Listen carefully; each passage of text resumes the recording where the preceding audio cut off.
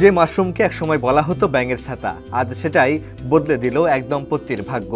বান্দরবানের পাহাড়ে বাড়ির পাশে মাশরুম চাষ করে এখন মাসে লাখ টাকা আয় করছেন জয়সাগর বড়ুয়া ও শিলু বড়ুয়া। সংসারের অভাব ঘোচাতে এই স্বপ্নযাত্রার শুরু। এখন তা বদলে দিয়েছে তার চারপাশও। জয়সাগর বড়ুয়া পেশায় একজন পল্লী চিকিৎসক। মানুষের বাড়ি বাড়ি গিয়ে চিকিৎসা সেবা দেন। আর তার স্ত্রী শিলু বড়ুয়া একজন গৃহিণী। সংসারের ভার দুজনে মিলে টানলেও তাতে হচ্ছিল না সংসার চালানো। আমি একজন ফার্মাসিস্ট, দীর্ঘদিন ধরে মানব সেবায় নিয়োজিত আছি। এই তো আমার স্বামী তো ডাক্তারি করতো, শুধু ডাক্তার দিয়ে চলতাম। এখন এটা হলো বাড়তি একটা। সন্তানদের পড়ালেখা, বাবার চিকিৎসা, সংসারের খরচ সবকিছু মিলে যেন অভাবী নিত্যসঙ্গী হয়ে দাঁড়ায়। তখনই তারা সিদ্ধান্ত নেন নতুন কিছু করার। এই মানব সেবা করতে করতে হঠাৎ করে একদিন ফেসবুকে মাশরুম সম্পর্কে জানতে পারলাম।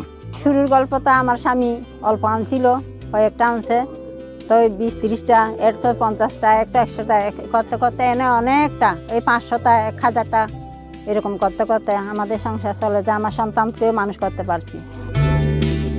দুজনে মিলে বাড়ির পাশের পাহাড়ে শুরু করেন মাশরুম চাষ। প্রশিক্ষণ আর পরামর্শে চাষ শুরু হয়, আর শুরু থেকে আসে ভালো ফলন, বাড়ে আয়ও।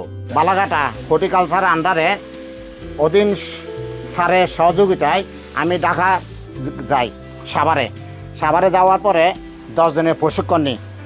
এই প্রশিক্ষণে সর্বাঙ্গিকভাবে আমাদের কাকন ম্যাডাম সম্পূর্ণ নিখুঁতভাবে আমাদেরকে প্রশিক্ষণগুলি শেখানো হয়। শেখানোর পর ওখান থেকে আসার পর আমি আরও এগিয়ে গেছি। আগে তো আমরা বসে থাকতাম, কোনো কাজকর্ম নেই, তো এই কী করব, এইটাই শুরু করে দিই। হর্টিকালচার থেকে বিষয় আমরা উপার্জন করছি, অনেক উপার্জন এখন, অনেক, আমাদের কোনো অভাব নেই। আর আগে মাশরুম খাইতো না, ব্যাঙের ছাতা বলতো, এখন সবাই মাশরুমকে এখন জনপ্রিয় খাবার হিসেবে গ্রহণ করছে। সারা বাংলাদেশে মাশরুম চাষ হবে।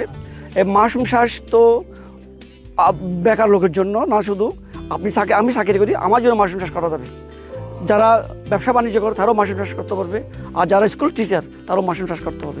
মাশরুম চাষ করার জন্য কোনো আলাদা শ্রমিক লাগে না। বান্ডেল থাকলে প্রতি সেনমানিতে টাকা বাঁচবে। বিকাশ সেনমানি বান্ডেল কিনে জিতুন প্রতি লেনদেনে। তাদের সাফল্য দেখেই আগ্রহী হচ্ছেন আশেপাশের তরুণরা। কেউ কেউ শুরু করে ফেলেছেন নিজেদের চাষও। মাসে তাদের আয় এখন লাখ টাকার ঘরে। পাহাড়ের মতো কঠিন বাস্তবতা থেকে নিজেদের স্বপ্নকে তুলে এনেছেন সফলতার চূড়ায়। জয়সাগর ও শিলু বড়ুয়া এখন চান এই উদ্যোগ আরও বড় হোক, যেন পাহাড়ের আরও মানুষ ঘুরে দাঁড়াতে পারেন। বান্দরবন থেকে মামুন সোহাগ, সমকাল।